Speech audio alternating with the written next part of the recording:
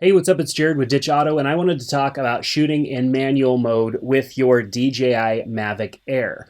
Now, this little drone is pretty great considering its size. They've managed to pack a really good camera into such a small little device.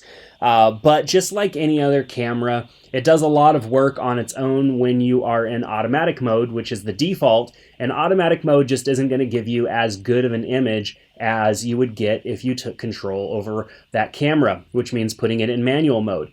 Now, I have a whole course. The whole premise of Ditch Auto is about getting out of automatic mode and getting into manual mode. And I have a course on that in photography, primarily with like a DSLR style camera. But a lot of the things that I talk about in that course are very much the same. I'm going to go over it more specifically in regards to this drone here. But if you want more of an in-depth discussion on and kind of instruction on shooting in manual, I recommend checking out the course. And then I do have plans on doing like a full shooting in manual course for drones as well. It just isn't available yet. So you'll want to make sure to subscribe to our channel here so you can get notified. And even head on over to ditchauto.com and sign up for our notification newsletter so that we can send out a notification when that course becomes available. But the first thing that you're going to need to do, I think, even before deciding to shoot in manual or getting over into manual, is actually switching into RAW mode. You want to shoot RAW photos. And so we'll want to make sure that we're in photo mode. We'll go into our settings here. We'll tap on the icon in the middle here, and then we'll choose our image format. And I typically shoot JPEG plus RAW. Now, the reason I do that is because the RAW image is going to have much more image detail there. You're getting a raw image out of the camera, meaning there's no compression, nothing's been done to that image. The JPEG image is compressed and it has a little bit of stuff applied to it just to kind of give it a better look, I guess you could say, out of the camera. But as far as being able to adjust that image, you're not going to be able to do as much to that JPEG image as a RAW image. So I recommend going and switching into RAW. Another thing that you're going to want to do is go into this setting here and choose manual. So immediately it went into some weird settings here and the screen went pretty much dark. I could barely see what is in front of the screen here. So I'm going to need to make some adjustments immediately. And we're going to talk about each of these adjustments. The first thing is the shutter speed. Now, the shutter works a little bit different on a small, tiny drone like this than it does on, say, a DSLR-style camera. But the shutter speed essentially is how fast the shutter opens and closes. So when the shutter opens and closes, how long is the sensor exposed to light? That technically is what shutter speed is adjusting. And so the slower the shutter speed, meaning the slower the number, I'm at 60, which is 1/60th of a second, that is a slower shutter speed. And if I even go lower, like say to 15, 1/15th of a second, you can see that the shutter speed is slowed down quite a bit. And what's going to happen is it's going to be harder for me to capture sharp images. Now, this might not be such a big deal when you're shooting video because video typically has more blur. It has blur built into it. It's video, it's moving. But with photos, you want your photos to be tack sharp. And so shooting at a slower shutter speed like this wouldn't work. So you're going to want to increase your shutter speed. And I typically, when I fly, I'm shooting at like 1/200th of a second. I don't really want to go any slower than that on my shutter speed, because then I'm going to get blur in my images. Because got to keep in mind the drone is moving, it's flying, and your camera isn't locked down on a tripod like you could do if you were shooting regular photos. So you want to make sure that your shutter speed is somewhere where you're getting enough of the action frozen. Now, you could even play with your shutter speed a bit and having your point of interest be nice and sharp, but actually because you're flying, having a little bit of that natural blur that you would get because you're flying and your camera is moving. So that's why I kind of keep my shutter speed maybe between 200 and 320 because I get some of that natural blur. Like, for example, if I was flying over some trees, the trees wouldn't be super sharp, they'd be a little bit blurry, but the horizon or whatever I was focused on in front of the camera would be nice and sharp. So it's kind of a good trade-off there. You want to be setting that shutter speed somewhere that's appropriate. Now, if you're outside on a bright and sunny day, you might not be able to adjust that shutter speed nearly as much as you would like. That shutter speed might have to go extremely high just to compensate for how bright it is outside. That's where you might want to introduce some ND filters. So I have these Polar Pro ND filters that slide over the front of the camera and restrict the amount of light that go into the camera. I'm going to do a video on these at a later time, so make sure to subscribe to our channel here.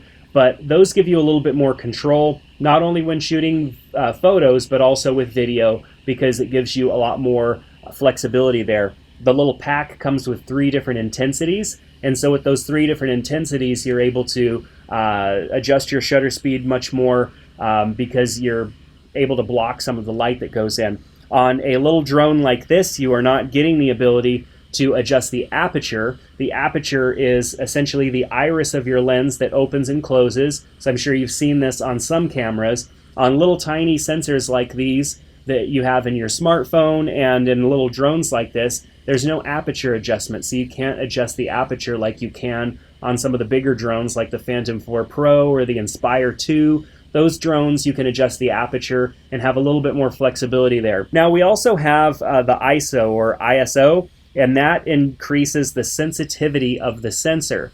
The sensitivity of the sensor is a nice adjustment to have there with the ISO, but with this little tiny camera, if you increase it too much, your image starts to get fuzzy or noisy. Camera noise or sensor noise is the term that's given to it. And what that means is that the sensor sensitivity is turned up so much that it's losing some of its ability to really work at its ideal limit. And so even though they give us 3200 as far as that ISO limit, that's way too high for me. I never like to go above 800 on this.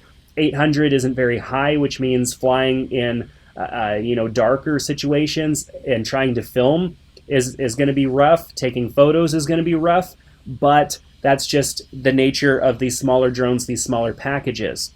So let's recap. The shutter speed is one of our biggest adjustments here, because we can, if we're shooting video, slow down the shutter speed probably all the way down to like 1/130th and be fine. Now, if you're wanting to shoot at a higher frame rate, for example, 60 frames per second, you're not going to be able to shoot at 60 frames per second when you're down at 1/30th.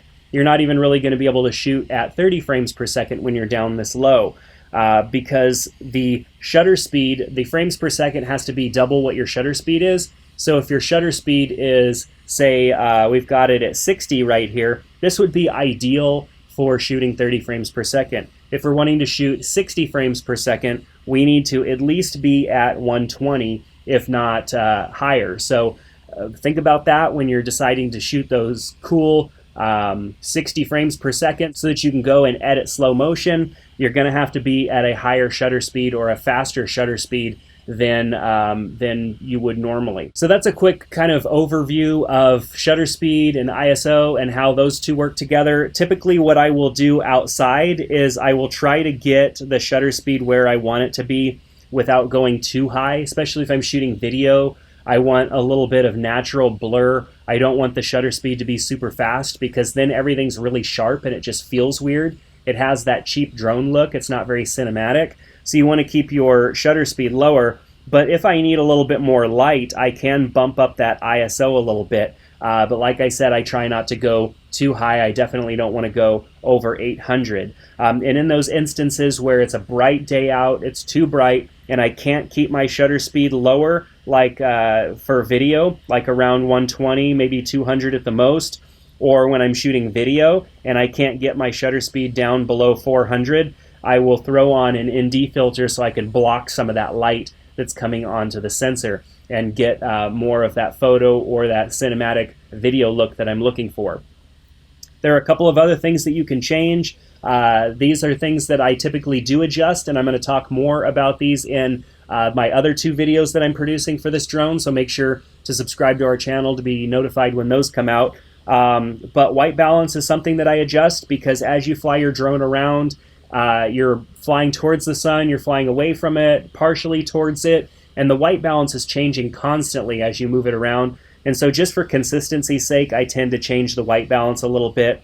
I also change the style of the image because the drone does add a lot of effect to the image to kind of make it look good out of camera. I want to be able to have more control of my image myself.